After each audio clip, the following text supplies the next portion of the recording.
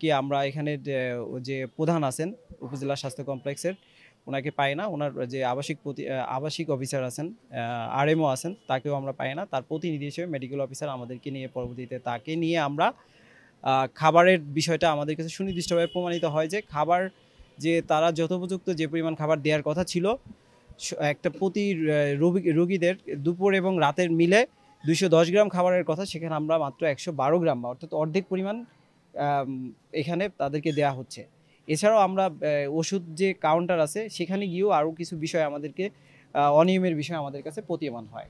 সার্বিক বিষয়ে আমরা এখান থেকে তথ্য প্রমাণ কালেক্ট করব, ওনাদেরকে চাহিদা দিয়েছি যে এই বিষয়গুলো আমরা যাচাই বাছাই করে পূর্ণাঙ্গ আকারে একটা প্রতিবেদন আমাদের কমিশন বরাবর প্রধান কার্যালয়ে দাখিল করব।